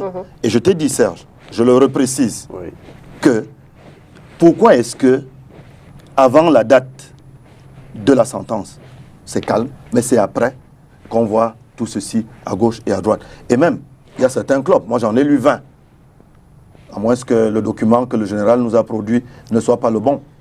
J'ai lu 20 clubs qui ont assisté à cette assemblée générale du 27 octobre. Voilà, j'ai lu 20. Où est le problème? Jusque-là. Jusque-là. Mais s'il y avait un club, les clubs fondeurs, c'est qui? Ils sont combien? Tu as vu la liste de ceux qui ont fondé? Tu n'as pas vu qu'il y a certains qui se répètent dessus? Il y a certains qui se répètent dessus. Donc, c'est de leur droit. Finalement, donc, c'est de leur droit. C'est du rififi alors. Tu ne peux pas te plaindre. Non, je voudrais. Et ne pas te plaindre en même temps. Je voudrais Parce que quand même, il y a eu beaucoup de questions concernant la réaction des clubs. Voilà, par rapport justement. à la situation actuelle. Voilà. Et je crois que c'est peut-être aujourd'hui, c'est cette réaction-là, cette sortie très musclée quand même des clubs que Serge est en train de trouver. Il y a même d'autres qui demandent la dissolution même de la FECAFOOT. Vous le savez. Oui, c'est un club. C'est en train de monter. C'est en train de monter aussi. Dans les rumeurs. Dans les rumeurs. Non, c'est clair, hein, c'est sur la toile. Serge. Oui, Serge. Je veux profiter. Tu sais que toi et moi, on discute franchement. Hein. Je suis d'accord. Il faut clarifier un nombre de choses pour ceux qui nous écoutent. Le premier élément que tu as évoqué, c'est pourquoi c'est maintenant que ça a tendance à faire du boucan. Je voulais vous dire, pour ceux qui nous suivent, que M. Seydou Bombo Njoya, qui est arrivé il y a à peine un an et quelque chose. C'est bien que tu l'appelles ainsi. Oui, le président de la FECAFOOT. Non, président. Non, c'est le président. Non. C'est le président, on ne peut pas lui enlever ça. On va pas discuter il est arrivé avec un comité exécutif. Au moment où il reste le président de je te connais assez respectueux. Tu ne peux pas lui enlever ça. Non, avec ce qu'il fait. Non. D'accord. Si à la fin, tu t'aperçois qu'il a raison, tu lui en voudrais? Je pose une question. Est-ce que tu lui en voudrais? Non. Ok. Donc pour l'instant, reste tolérant, comme tu l'es souvent. D'accord. Je voulais dire ceci. Ce monsieur est arrivé avec son comité exécutif quand il y avait une fronde entre les membres de la LFPC. Il y a un an de cela. Il est arrivé et il s'est dit avec son comité exécutif, nous ne pouvons pas être élus et venir rentrer dans un charbon comme ça. Il faut qu'on apaise les esprits. Qu'est-ce qui s'est passé à ce moment? Il faut que je t'explique bien. C'est ta qualité à l'Ouest. Tu as dit qu'il est? Il y a le vice-président. Actuellement? Deux. La Ligue. La Ligue. La Ligue régionale. Ah d'accord. Ça va continuer. C'est assez clair maintenant, Serge. Non, c'est je voulais expliquer, mais je voulais te rappeler que j'ai eu la chance quand même de travailler avec des clubs, des ligues, donc je sais ce que c'est. Donc je peux t'expliquer que le conflit en interne, je le connais un peu. Bon, quand M. Seydou, avec son comité exécutif, arrive, quand le président est en froid avec son conseil d'administration à la LFPC, ce conseil a quel problème? Il y a des membres qui ont perdu la qualité depuis belle lurette. Dans les statuts, en l'article 36 de la LFPC, il est dit qu'à la prochaine Assemblée générale, normalement, on doit les remplacer. Personne ne veut les remplacer. C'est-à-dire les gens continuent à venir siéger alors que leurs clubs ne sont plus en élite. Oui, ça je sais. Personne ne dit rien. Toi, tu le sais. Oui. Merci. Le même président donc, a dit à ses membres du comité exécutif, du conseil d'administration, je ne vous connais plus. Pourquoi? Parce que la dernière quote-part de la subvention que l'État donnait avait été donnée en espèces. D'après le conseil d'administration et d'après les mêmes membres, celui qui a porté le paquet entre le ministère des Finances et la Ligue, 2 millions ont disparu, 2 millions de francs CFA, qu'il a considéré comme sa commission. Et pendant que les membres font le conseil, de la cagnotte qui était censée être à la Ligue, il y avait près de 14 ou 20 millions qui manquaient. Je peux me tromper sur le montant. Et la question à leur président, c'est, président, où est l'argent? La réponse, c'est en lieu sûr. Ils vont travailler jusqu'à l'après-midi et on va reporter les travaux pour le lendemain. Le lendemain, pendant que les membres attendent, le président de la LFPC reste à la maison et dit « je ne viens pas parce que j'ai rien à vous dire ». Le conseil est fini en queue de poisson. Et ces membres sont tombés en conjecture avec leur président. Je t'explique. Ce sont les mêmes membres qui suscitent l'attention des membres de l'Assemblée générale. L'argent que vous prenez également sans justifier. Serge, non, n'entre pas dans le dilatoire maintenant. Non, c'est pas le je veux clarifier quelque chose que tu viens d'évoquer. Non, je suis d'accord avec toi. Donc, c'est pour te dire que quand le comité exécutif actuel arrive, il n'y a pas de paix là-bas. Ça brûle. Et c'est fort de tout ça, dans la réunion qui est faite, que va naître les séquelles de ce qui va devenir après le CTT. Parce qu'on met en place une commission pour suivre les travaux de la LFPC. Et on exige au président de la LFPC à ce moment d'aller faire une assemblée générale dans laquelle les clubs mettent un verrou pour les signatures. C'est-à-dire on met des gens qui doivent, chaque fois, lorsqu'ils dépensent au-dessus de 500 000, mettre leur visa. Je vous rappelle qu'après 2 mois, le visa a sauté naturellement parce que le président n'en voulait plus. Donc il y avait ça, un peu comme on dit sous la cendre, il y avait le feu. Ça brûlait depuis le bas. Seulement, qu'est-ce qui fait que la goutte d'eau déborde le vase? Il faut que je t'explique pour que les gens comprennent. C'est la décision de New Star qui est la goutte d'eau qui déborde le vase. Je vais vous dire pourquoi. Donc, oui. Ce qui se passe de grave, c'est que vous êtes vice-président de la LFPC, vous êtes membre du conseil d'administration, vous êtes avec... C'est vous qui prenez les décisions sur le règlement de la compétition, comme vous l'avez suivi tout à l'heure. Et malheureusement, votre club est relégué. C'est vous qui choisissez les arbitres. C'est vous qui choisissez tout, si tu veux. Votre club étant relégué, ce que vous faites, c'est quoi? Vous commencez à dire non. Vous allez vous plaindre de la FECAFOOT. La Ligue dit, vous êtes relégué. La Ligue dans laquelle vous êtes, vous allez saisir la commission de recours. La commission de recours, qu'est-ce que vous évoquez là-bas? Vous évoquez que les membres du conseil n'avaient pas la qualité. Parce que vous savez que certains avaient perdu leur qualité. La fédération vous donne raison, mais refuse d'annuler la compétition. Parce que vous voulez prétendre qu'on n'a pas le droit de dire que vous êtes relégué. La fédération ne se risque pas à ça. Mais ce que vous faites comme en Toulouse, c'est quoi? Comme à ce moment, la LFPC est déjà suspendue par la fédération, de elle-même elle est en quête d'existence à nouveau, vous rentrez fait ami avec la LFPC. Pour aller où? Pour aller à la CCA. Et quand vous allez à la CCA, c'est la LFPC qui va vous donner le coup de main pour attester de ce qu'il n'y a pas eu un rapport, si j'ai bonne mémoire, qu'il n'y a pas eu un PV normal de cette réunion du conseil qui a adopté le règlement qui finalement vous a fait descendre. C'est comme ça que par cette entourloupe, vous restez. La fédération s'offusque et ne veut pas l'appliquer. C'est pour ça. Oui, du vrai Rififi. Et ça, c'est en interne à la LFPC. Ce n'est pas la FECAFOOT. À plusieurs niveaux. C'est pour te dire que là, c'est en interne à la LFPC. Maintenant, je voulais que tu comprennes. Sauf que... Non, attends, je voulais... Non, je comprends, sauf que ça se joue quand même. Hein. Non, ça se jouait pas à ce moment, c'était déjà arrêté. Non, ça se joue. Ça, c'était à la fin. C'était à la fin. C'était à la fin. Oui, ça s'est quand même joué. Oh, là, maintenant, nous ne jouons même pas. Non, là, c'est plus grave. C'était joué. Je parle du championnat 2018. Je suis d'accord avec toi. Tu comprends? Ça, c'est... On a évoqué ça ici avec Thierry Do. Ok. Oui, ça, je sais. À ce moment, M. Domke est le mauvais de la LFPC. Il est l'homme qui veut la mort du général. Tout le monde le dit partout. Sauf que depuis un temps, il est devenu en même temps le Messie. Comment? J'ai rien contre la personne du président Faustin Domke parce que c'est un grand frère. Mais je veux dire, dans la pratique, nous pouvons condamner. Parce que vous pouvez être aux affaires, vous prenez les décisions, en même temps, vous êtes celui qui ne montrez pas l'exemple. Voilà le problème de fond. Maintenant, la conséquence de la décision de New Star, c'est quoi? C'est qu'aujourd'hui, vous voyez que Lyon Blessé, qui était membre du conseil d'administration aussi, n'est plus relégué. Aigle de la Ménois, qui était membre du conseil aussi, n'est plus relégué. Donc, les 3 clubs du conseil d'administration, finalement, restent. Sauf que, à contrario, maintenant, comme on a demandé de tout annuler et que ces clubs-là doivent rester, on n'a pas dit que Bamenda n'est plus champion, on n'a pas dit que Panthère ne monte plus, on n'a pas dit que Canon ne monte plus. Donc on a appliqué une décision, une sentence du TAS de façon partielle. Et lorsqu'on applique de façon partielle administrativement, vous comprenez que sur le plan du fond, demain, si on dit que le club X est relégué et qui n'est pas d'accord, il va vous montrer que cette sentence avait dit qu'il fallait faire comme si vous n'avez pas fait et par conséquent on reviendra à une situation qui sera ingérable. Donc, voilà le problème de fond. Maintenant, tout à l'heure, tu as évoqué le cas concernant Mme Manguélé. Il y a des choses que tu n'as pas comme information. Peut-être rapidement. Parce qu'il ne faut pas qu'on salisse l'image des gens. Mme Manguélé, première chose, la commission des arbitres n'est pas sortie de la LFPC sous le bon vouloir de la LFPC. C'était une décision de la CAF, de la FIFA. Et ce n'était pas en plein milieu de championnat non plus. Non. C'est-à-dire, ils ont fini leur saison et on a transféré cette commission à la CCA. On lui a donné les prérogatives à la fédération. Seulement. Lorsqu'on se retrouvait je vais, sur les stades. S'il te plaît, je vais clarifier ça pour qu'on avance. On se retrouvait sur les stades avec 2-3 arbitres. Non, le problème, j'ai fait une émission ici. Ce que tu es en train de dire n'est pas ce qui s'est passé. Je vais te retracer ce qui s'est passé. Attends, à moins que je me sois un peu perdu. Oui, tu t'es trompé. Ouais, bon, mais je sais qu'à un moment donné, on se retrouvait avec des arbitres envoyés par la LFPC et des arbitres envoyés par la FECAFOOT. Il y a eu cette situation-là. C'était en plein, non, il n'y a pas eu ça. Il y a eu ça. Non, je voulais clarifier. Je voulais prostituer ce que tu voulais dire. Ce que tu voulais dire d'après ce qu'on raconte, c'est pas ça. Ce qu'on raconte, c'est quoi? C'est que la commission, quand elle était basée à la LFPC, faisait le travail de désigner et, en tant que secrétaire général, elle modifiait les désignations. Là, c'est autre chose. Voilà. Donc, il y a eu problème avec Non, mais ce n'est pas la FECAFOOT. Mais pourquoi? Non, je ne vais pas parler de la FECAFOOT. Je vais parler de je le dis pourquoi. Est-ce que ça salit le nom de quelqu'un lorsque la commission désigne et qu'elle modifie? J'ai dit c'est ce qu'on dit. Moi, j'ai dit ça n'a rien à voir avec la FECAFOOT. Parce que là, c'est encore en interne à la LFPC. C'est-à-dire vous êtes secrétaire général de la LFPC, vous êtes forcément membre de droit de toutes les commissions, donc vous êtes censé assister au travail. Ce qui se raconte, c'est que lorsque la commission avait fini de travailler, elle pouvait modifier certaines désignations à l'insu des membres de la commission. Voilà ce qui s'est dit. Maintenant, de là à dire c'est vrai, je ne sais pas. Donc c'est pour te dire que la fédération n'est en rien.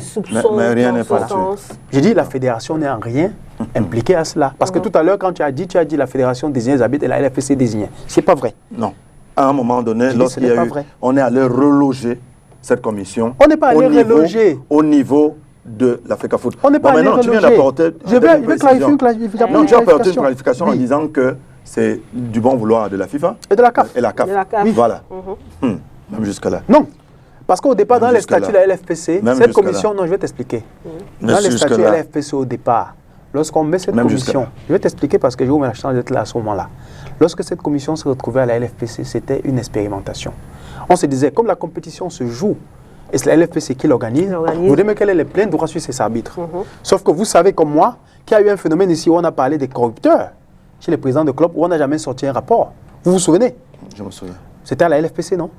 C'est parce que les mêmes gens produisaient les effets négatifs par rapport au football. Et on s'est rendu compte qu'on utilisait cette commission pour flinguer certains clubs. Et c'est comme ça qu'en posant le problème, la CAF a dit non, et la FIFA, monsieur, ces commissions sont tenues de main de maître par les fédérations. Aucune ligue au monde ne désigne les arbitres. Donc le Cameroun a été la seule expérience, malheureusement elle a été foireuse. Peut-être nous on aurait pu changer la donne dans le monde si on avait bien géré. C'est ce que je voulais te dire. Là, vous avez dit, la FIFA et la CAF ont dit dans aucune ligue au monde. Oui, le truc. Bon, maintenant quand le TAS dit faites aussi ceci, pourquoi vous ne faites pas? Quoi par exemple? De remettre la sentence, d'appliquer la sentence qui remet en selle la LFPC tout simplement. Ok, remettre la LFPC en selle pour toi veut dire quoi? Permettre à la LFPC d'organiser le championnat de Ligue 1 et de Ligue 2. Qui l'a empêché d'organiser? Mais qu'est-ce qui vient de se passer? Qui a empêché d'organiser? Mais qu'est-ce qui vient de se passer? Bon, ok, pour que les gens comprennent bien. Qu'est-ce qui s'est passé? Attends, pour que quand vous avez mis en place le CTT, c'était quoi? C'est la LFPC qui organisait? Tu parles de quoi? Le CTT est mort. Attends. Il n'a jamais existé. Avant de mourir, il a existé. Non, pour l'instant, la loi, la sentence du TAS dit qu'il n'a jamais existé. Ah, il n'a jamais existé. La sentence dit qu'on considère qu'il n'a jamais existé. C'est-à-dire... Vous convenez donc avec moi, Serge, que jusque-là, c'est toujours du rififi. Serge, tu as posé un problème. Et j'ai dit ça tout à l'heure. Tu as laissé qu'on clarifie. Oui, non, tu as fini. Non, je n'ai pas fini. Je voulais clarifier. Je voulais clarifier ce que tu viens de dire. Pour rechuter, pour la sentence du TAS. Qu'il n'y a jamais eu de championnat au Cameroun avec le CTT. C'est ce que tu es en train de préciser. C'est la sentence du TAS qui le dit. Vous voyez, voilà. C'est la sentence du TAS qui le dit. Effectivement. Et la sentence du TAS vient dire on remet la LFPC en place à une date de juillet 2019. Tu comprends? Ça veut dire que c'est le jour où le comité exécutif, l'Assemblée générale ne l'a pas officiellement suspendu, elle reprend corps. Et dès ce moment-là, le CTT ne peut pas exister légalement. Voilà. Il faut que ce soit clair. Maintenant, pour revenir à ce que tu disais, appliquer la sentence du TAS, il ne faut pas que toi qui es quelqu'un d'un fort audimat par rapport à l'auditoire ici, disent des choses qui vont être celui de commun des mortels. Quand on dit appliquer une sentence, remettre la Ligue dans ses droits, la Ligue c'est qui? C'est une instance, c'est une institution. Quand déjà la fédération peut convoquer son président régulièrement à un comité exécutif, ça veut dire qu'on a reconnu qu'elle existe déjà. Vous comprenez? Ça ne suffit pas. Continuez. Non, je dis que ça veut déjà dire qu'on a reconnu qu'elle existe. Oui, mais je dis que ça ne suffit pas. Ok, maintenant quand vous la laissez aller organiser ces compétitions et que c'est en interne chez elle, comme tel est le cas, vous avez dit tout à l'heure, vous avez essayé de dire de façon peut-être subtile que certains présidents de clubs sont tenus par la fédération pour faire quoi ici ou ça. Non, ne nous trompons pas. Personne n'est dupe là. Ce n'est pas la fédération qui paye les primes d'entraînement d'un club X ou un club Y. Et vous savez? Non, attends un peu, je voulais dire quoi? Je voulais dire n'infantilisons pas les responsables de clubs. Ils sont libres de prendre des positions qui leur sied par rapport à l'organe qui est le leur. Et si vous rentrez dans Même si on tire les ficelles en fait. Que soit tirer les ficelles ou pas, les intérêts des gens peuvent converger à des moments. Et je vais vous dire que ce qui fait capoter l'affaire de la LFPC aujourd'hui, ce n'est pas la FECAFOOT de fait. C'est le médiateur qui a raté sa mission. Ça, c'est ma lecture. Pourquoi il a manqué à sa mission? Parce que lorsque vous êtes ministre des Sports et vous écrivez à votre hiérarchie qui est la primature pour dire je veux faire la médiation entre la LFPC et la FECAFOOT relativement à la sentence du TAS, vous ne venez pas prendre fait et cause pour quelqu'un. Vous venez rester au milieu, vous êtes médian, et vous dites, ok, la sentence, le 17, je vous ai reçu, on a parlé, vous allez vous entendre tous les deux, qu'est-ce qui se passe pour que je ne vois pas une convergence? Vous reprenez les deux personnes, vous parlez. Mais aujourd'hui, qu'est-ce qui se passe? C'est la primature qui est venue mettre la FECAFOOT en face de LFPC plus ministère Sport réunis. Pour vous dire quoi? Pour vous dire que le ministère est devenu un acolyte de la LFPC dans le conflit qui existait. Or, le ministère ne devait pas être dans cette posture. Le second élément que j'évoque, le président de club peut être dans cette posture, entre guillemets aussi. Non, j'ai dit que le ministère ne devait pas parce que de façon logique... Pourquoi pas que le ministère prenne position? Bon, d'accord, si tu acceptes donc qu'il a pris position, accepte donc que c'est une guerre de tranchées. Voilà. Et si c'est une guerre de tranchées, où est le football dans ça? Justement. On est le ministre des Sports ou ministre du football. C'est la question donc que j'ai posée tout à l'heure en vous disant que le sport est le football est en train de mourir. Les gens ont pris le football en otage. Est-ce qu'on va laisser jouer doit prendre fin et cause comme ça? Non, peut-être aussi. La chance que j'ai aujourd'hui, c'est d'avoir Serge sur le plateau qui s'est frotté plus ou moins, ou alors beaucoup plus avec ce cadre-là qui s'y connaît mieux en profondeur. Et qui continue. Voilà, donc il n'a pas arrêté. Non, mais je dis, en observateur qui survole un tout petit peu la question, je dis certainement Et il y a également des juristes. Il y a des gens qui ont de la vista au niveau du ministère. Peut-être qu'en relisant les choses, en les revoyant, c'est peut-être ce qui les amène peut-être à prendre fait et cause pour la... Non, ils n'ont pas accepté qu'ils ont pu faire cause. Je voulais te dire simplement... Non, je ne dis pas qu'ils ont accepté. Oui. Mais s'ils pouvaient faire cause, c'est un problème. Moi, je pense qu'ils auraient dû faire, Serge. Mais non, il y a quelque chose que j'aurais... Oui, ce que je voudrais aussi dire, revenir là-dessus, c'est que les présidents de club, il se peut, pas qu'il se peut. Il y a une commission qui est partie du ministère des Finances, qui est venue demander au président de club... Non, demander à la LFPC. À la LFPC, via... Non, demander à la LFPC. À la LFPC de justifier. Vous n'avez jamais pu justifier. Non, c'est voilà. Est-ce que... Non, c'est pas faux. C'est pas faux. C'est pas faux. Il y a eu le problème des salaires de joueurs, par exemple. Serge, pose un problème, je vais te répondre. Non, c'est pas faux. Non, c'est faux. Non. Je vais te dire pourquoi c'est faux. Non, c'est pas faux. Je vais expliquer pourquoi c'est faux. C'est pas faux. Nous avons parlé des problèmes des salaires de joueurs ici à plusieurs reprises. J'explique pourquoi c'est faux. Non, ça peut pas être faux. Et ces présidents de club peut-être... Bon, en tout cas. J'explique pourquoi c'est faux. On fait la parenthèse avec son explication. C'est faux parce que quand vous regardez cette subvention, aucun club en Ligue 1 ne reçoit plus de 10 millions de francs. Écoutez. Reçoit 1 franc. S'il te plaît. Quand ça sort des caisses de l'État. Serge, je vais expliquer. Laisse que j'explique. Justifie. Laisse que j'explique. Ce que vous dites comme justificatif, tous les ans, les clubs envoient. Ils disent envoient. Bon, si ils n'ont pas envoyé, comment peux-tu expliquer que la MFC appelle les gens de venir encore prendre les chèques? C'est pour peut-être recommencer. Ah non. Peut-être vous allez justifier après. Non, c'est pour te montrer que... Non. En fait, il y a quelqu'un dans cette affaire qui n'est pas sérieux. Celui qui n'est pas sérieux, quand le ministère des Finances a écrit, il a écrit à qui? À la FSC. Pourquoi?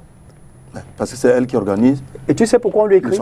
Parce que d'après les informations puisées à bonne source, lorsqu'on venait pour les contrôles chez eux, tu sais que dans l'argent que l'État donne, il y a une partie que même il gère.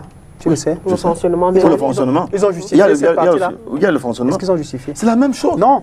Malheureusement, non. Parce que dans les clubs, je vais te dire, dans les clubs, malheureusement, cet argent est tellement facile à justifier que c'est la chose que personne ne peut faillir à ça. Je vais te dire, même si les joueurs, on va dire que les joueurs ne reçoivent pas le salaire, c'est vrai. Parce que ce salaire qu'on paye, quand vous regardez, pour que les gens comprennent bien, en 2010, lorsque l'État décide de subventionner le foot professionnel, pendant 3 ans, c'était avec 28 clubs d'élite.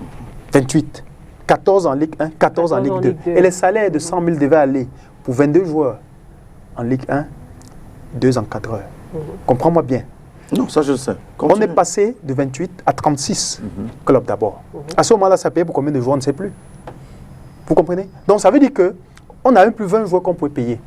Pour vous dire que quand une équipe comme Fauveau, ou Union, ou Canon, ou Tonnerre a 30 joueurs, pour enregistrer leur contrat, vous mettez minimum 100 000 de salaire dedans en Ligue 1. Pour enregistrer leur contrat. Ça veut dire que vous avez une masse salariale pour les joueurs seulement d'au moins 3 millions le mois.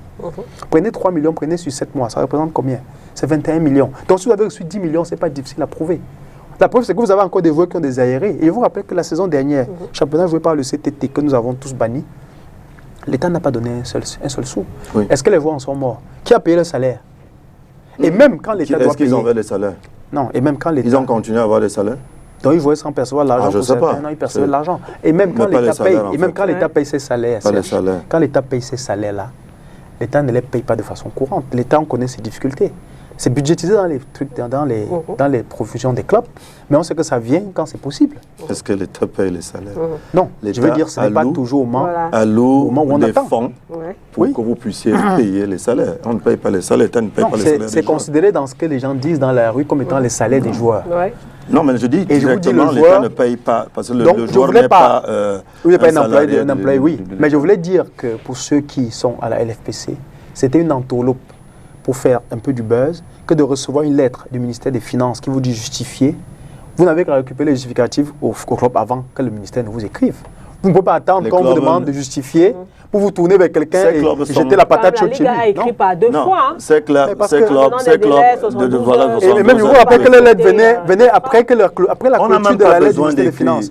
Mais c'est pour dire qu'on le fait naturellement. On n'a même pas besoin d'écrire. On le fait naturellement. À la fin, ça tu le sais, vous faites ce que nous appelons un bilan. Tout ça apparaît dedans. Le bilan, quand vous le déposez à la Ligue, maintenant, si le ministère écrit à la Ligue, la Ligue prend uniquement les bilans et ajoute aussi peut-être le leur. Donc, ça veut dire quoi? La Ligue n'a pas ses bilans? Non, la Ligue n'a pas ses bilans. C'est pour ça, donc, je suis sûr. Sinon, il n'aurait pas écrit. Il n'aurait pas écrit pour dire... Connaissance et pays, on est capable de tout. On peut écrire même pour rien. Non. Tu es d'accord avec moi, non? Je ne crois pas. Pourquoi pas? Et dire 72 Moi, à chaque fois. Oui, il a dit 72, après il a dit que dernier avertissement. Après, il a encore déjà venu chercher le chèque. Tu as su, donc, c'est compliqué en fait. C'est de la distraction. Je ne sais pas si c'est la distraction, mais j'ai dit que dans un fonctionnement normal, oui. Tu me suis, oui. Tu es la Ligue, je suis club, oui. Tu as ton fonds. Pour le fonctionnement, le fonds Contalou. Moi, j'ai ce que tu me donnes. Oui. Et on me dit à la fin, parce qu'on a dit que les clubs sont professionnels. Donc, c'est des entreprises. Hein. Vous voyez un peu. Voilà. À la fin, je fais mon bilan. Je dépose tranquillement à la Ligue. Maintenant, si les inspecteurs viennent du ministère des Finances, ils veulent prouver. C'est comme ça que ça passe même en France. La DGNS et ainsi de suite. Ce n'est que ça qu'on prend. On dépose. On n'a même pas besoin de t'appeler pour te dire que ramène-nous ceci 72 heures. Je me souviens, on était là, on parlait des salaires des joueurs. Ouais. Serge, pourquoi on est dans ton sens? Tu pensais que, de façon logique, il fallait que le ministère écrive pour que la Ligue comprenne que les clubs n'ont pas encore déposé les bilans de 3 mois. De 3 mois. Si on est une Ligue sérieuse. Hein, Serge? Voilà. Pour peut-être avancer un peu dans ce débat, on a compris hein, que la FECAFOOT a décidé de retirer donc l'ensemble des compétences déléguées à la Ligue de football professionnel du Cameroun. Elle a rappelé qu'il n'existe aucune convention de délégation je voulais expliquer ça. De compétences entre la Ligue et la Fédération. Oui, je voulais expliquer cet aspect. En fait, dans l'entretien à la suite de la sentence du TAS du 14 septembre, dans l'entretien privé entre le président de la LFPC, le général Pierre Mengue et le président de la FECAFOOT, dans l'ensemble des choses qu'il fallait mettre en place pour une ligue qui fonctionne bien, il y avait le fait de renouveler cette convention. Parce qu'elle est caduque depuis 2016. C'est pour ça que, si vous vous souvenez bien, sous Maître Api, président du comité de normalisation, il avait donné ce qu'il voulait au président de la ligue en lui disant « il n'y a rien qui m'oblige ». Or, la fédération continuait à supporter la LFPC dans l'organisation des compétitions parce que c'est une prérogative qu'elle lui a octroyée, dont elle doit financer. Donc vous avez vu le général, même dans une de ses derniers entretien sur les médias, a déclaré que la FECAFOOT dit qu'elle ne donne rien. Refusait de donner sa quote-part. Donc, c'était une convention qu'en temps normal, entre les parties, il fallait renouveler. Voilà, donc pour l'instant, elle est caduque. Voilà. Alors, il y a aussi cette par rapport aux clubs qui ont joué le match d'ouverture de dimanche dernier à Yaoundé. Panthère et Coton Sport qui doivent être traduits devant les organes juridictionnels de la Fédération camerounaise de football. La FECAFOOT qui estime que la LFPC a organisé un championnat sans que les joueurs aient eu des licences et aussi avec des officiels venus de l'étranger. C'est vrai, ça a beaucoup parlé, ça a beaucoup fait. Je pense qu'ils avaient mis sur pied quelque chose qui remplaçait un peu les licences, non? Qui? La LFPC. Avec l'accord de qui? Sur quel règlement? Alors maintenant. Avec l'accord de qui? Oui. Avec l'accord des 20 qui étaient là peut-être. Alors Serge Kamdem, vous êtes quand même un ancien arbitre de football. Avec les 20 qui étaient là, Serge. Qu'un match du championnat camerounais, ce n'est pas un match international. Qu'un match du championnat camerounais soit quand même dirigé par des officiels d'une fédération étrangère. Est-ce que c'est normal? Est-ce que c'est permis? C'est permis. C'est permis, mais c'est encadré. En fait, quand vous regardez certains matchs, même en compétition internationale, même en coupe de la CAF ou bien en Champions League, vous pouvez voir un arbitre européen. Ça dépend des conventions entre la CAF, par exemple, et l'UEFA. Donc, pour promouvoir les compétences et tout, en zone UNIFAC, comme nous sommes ici, on peut avoir un arbitre qui vient jouer au Cameroun. Mais avant cela, il faut que la fédération camerounaise et la fédération du club d'origine de ces arbitres aient eu des accords. Or, dans le cas en espèce, ce que la fédération essaye de nous dire, c'est qu'à aucun moment donné, à aucun moment il n'a été... Vous avez des preuves qu'ils n'ont pas eu des accords? Et dites après, quand nous regardons ce que la fédération écrit... Ces gens-là ne se sont pas déplacés comme ça, Serge. Serge, on ne dit pas la même chose. J'ai dit, quand tu regardes le PV du rapport du comité exécutif, là... de la FECAFOOT? Oui, de la FECAFOOT. Ça montre que la fédération, jusqu'ici, veut comprendre. OK? C'est mon interprétation. Oui, ça dit, si elle était impliquée dans l'organisation de ce match dans le sens de faire venir des arbitres étrangers, au moins elle aurait, par son secrétariat général, écrit à la fédération équato-guinéenne pour dire envoyez-nous les arbitres et on aurait su dans quel cadre. C'est ce que j'essaye de dire. Mais si on avait mis un cadre normatif de collaboration, ça aurait été un exploit, ça aurait été plutôt bien, peut-être même pour l'expansion qu'on voulait donner au championnat camerounais. Mais dans le cas en espèce, on remarque deux choses. Pour moi, c'est que ces arbitres sont venus, la fédération camerounaise n'est pas au courant. Deuxième chose, la CCA qui est la commission centrale des arbitres, bien la fédération, je n'ai pas vu la LFPC balancer un courrier quelque part pour dire nous avons programmé nos matchs. On a prévu nos matchs pour tel jour, on les a saisis pour la programmation des arbitres, ils n'ont pas fait. Parce que c'est une commission qui désigne, ce n'est pas des gens qui habitent la fédération. Je suis d'accord. Donc, si la Ligue a programmé des matchs, elle doit, de façon formelle, dire nous voulons par exemple que vous désignez des arbitres pour les 4 premières journées pour nous qui vont se passer de telle date à telle date. Ça veut dire que la fédération interpelle sa commission qui met les arbitres à disposition. Mais on a vu dans l'attitude de la fédération qu'elle n'était pas du tout disposée à mettre les arbitres au service. Oui, on peut faire cette interprétation, mais il faut la mettre. Non, Serge, nous fait croire que bon, la fédération est exempte de tout reproche, elle est ouverte à tout, et que c'est les autres qui sont peut-être rebelles. Mais moi, je ne peux pas voir aujourd'hui venir faire un coup d'envoi, ou alors tous ceux qui sont là sont tous fous. C'est-à-dire que tous ceux qui étaient au stade sont tous fous. C'est-à-dire les seules personnes qui ont des raisons, c'est au niveau de la fédération. Ils sont logés à la fédération. Je suis franchement désolé. Aucune humaine ne peut être parfaite. Voilà. Je dis ceci. Quand vous êtes dans une posture de... La relation de la LFPC et la FECAFOOT, la relation de la LFPC et la FECAFOOT, dans les deux entités, est une relation verticale, elle n'est pas horizontale. Ce n'est pas quelqu'un et son égal, c'est quelqu'un et son enfant, si vous voulez. En réalité, comme c'est la fédération si tu donnes mandat à ton enfant de faire, laisse-le faire. Non, le laisser faire, c'est sous ton contrôle. Oui, mais laisse-le faire. Et quand il y a les prérogatives que c'est toi qui dois gérer, je parle de quelque chose. Pourquoi est-ce que ton enfant a l'autorisation de t'amener en justice, comme ça s'est passé là récemment? Laisse que j'explique pour ce qui est de ce que nous sommes en train de parler. Pour ce qui est des arbitres, par exemple. Lorsque vous avez décidé de dire nous jouons le premier, ça veut dire que vous avez, à partir par exemple, du 20, saisi votre fédération pour lui dire attention, mettez-nous les arbitres à disposition pour le match d'ouverture le 20 et le 31. Il vient de te dire là tout à l'heure, il y a quelques minutes. On dit qu'on sent que ça c'est une suspicion. C'est-à-dire on n'a pas, mettez-les devant les faits. Ça veut dire que mettez-les dans une posture où tout le monde verra qu'ils ont refusé de vous mettre les arbitres à disposition. Comme on a vu aussi avec la programmation quand même. La programmation de mercredi. Voilà. Vous avez vu que la LFPC dissoute ou bien défunte a programmé des matchs mercredi dernier, alors qu'on est en plein comité exécutif pour dire qu'on va s'accorder avant de rejouer. Ils ont programmé les matchs aujourd'hui en désignant et le commissaire de match et le coordonnateur, sans mettre les arbitres. Jusque-là, c'est quelle image on donne? C'est pas bon. Quel club va se déplacer sans que tu puisses constater qu'il était présent? Celui qui constate la présence du club, c'est l'arbitre. Si on a commencé par importer les gens en Guinée équatoriale, il faut qu'on importe au Tchad, en Chine, peut-être partout, mais est-ce que ça va dans l'intérêt du foot? Non.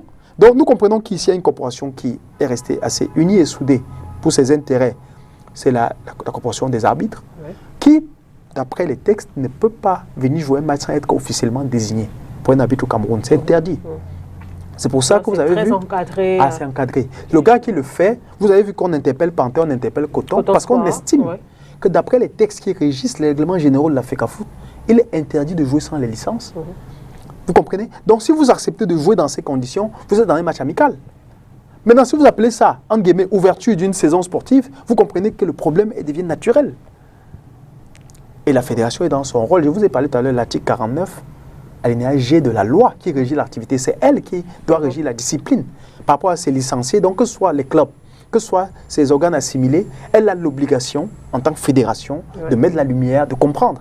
Interpeller les gens pour qu'ils s'expliquent, c'est pas pour dire qu'on va les punir. Et vous pensez, Serge, de votre posture où vous êtes, que les gens du comité, je ne sais pas moi, de la LPC, non, pas le comité, le conseil d'administration de la Ligue n'ont pas lu ces articles. Qui?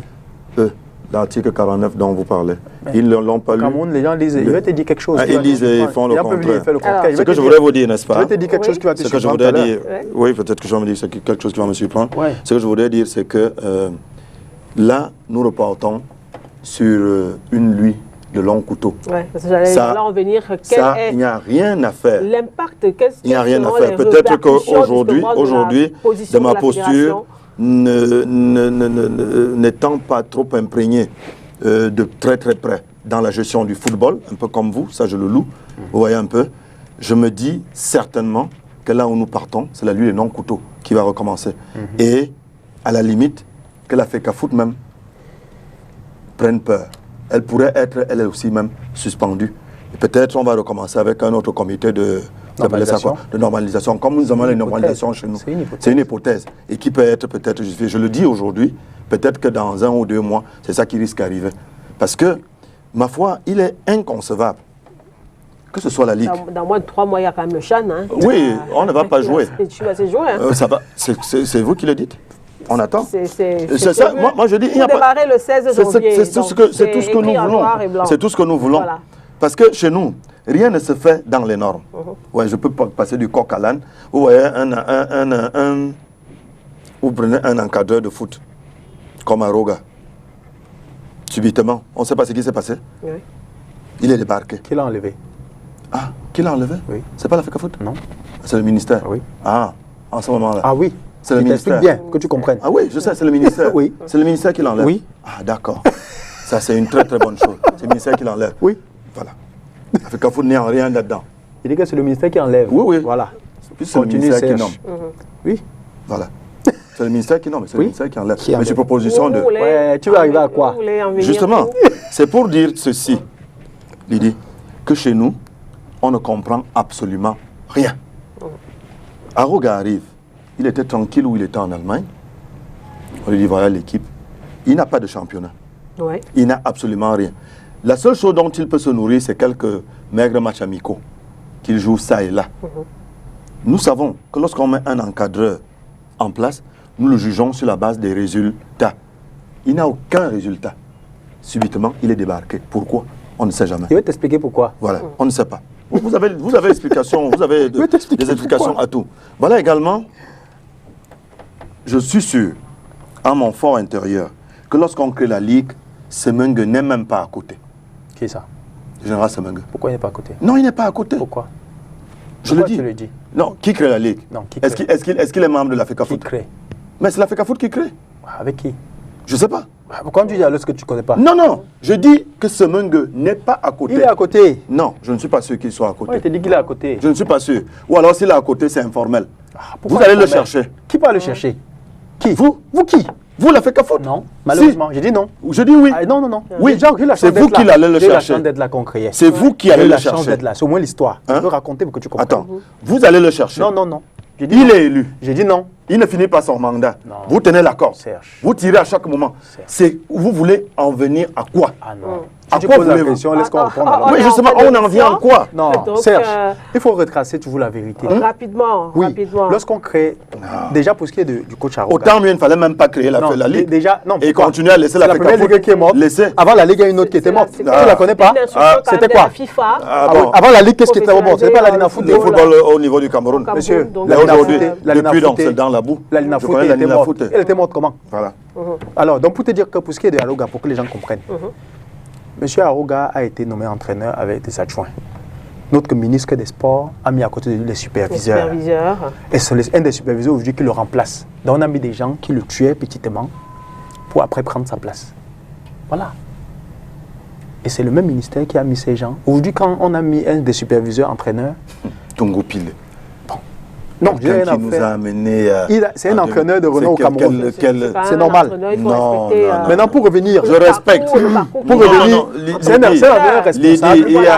Moi, ce que je n'apprécie pas, ce que je n'apprécie pas, non, c'est pas sa compétence qui est mise en cause. Il y a l'évolution. Ce que je n'apprécie pas, c'est d'avoir accepté d'être le superviseur de quelqu'un dont vous êtes responsable de ses résultats et après venir le remplacer. Donc, s'il a échoué, vous avez échoué tous. Parce que si vous supervisez, normalement, ok. Merci Serge. La seconde chose maintenant, parlant du général président de la LFPC. Au moment où on ne le met pas avec l'accord avec la volonté des clubs forcément. On ne le met pas non plus parce que la fédération est d'accord. Voilà ce que le ministre de l'époque dit. Il dit l'État va mettre les gros moyens, mais va mettre quelqu'un pour diriger les gros moyens. Et la personne venait pour 2 ans. Oui. Maintenant, ce qui s'est passé, demande-moi, je vais t'expliquer après. Peut-être pour sortir de l'émission, on est toujours maintenant avec cette position de la FECAFOOT Serge, les répercussions, l'impact. Là, on a eu un début de championnat dimanche dernier. Non, mais la conclusion du courrier des résolutions indique qu'on aura un démarrage du championnat professionnel sous peu. Parce que ils ont retiré... Vous avez les stades.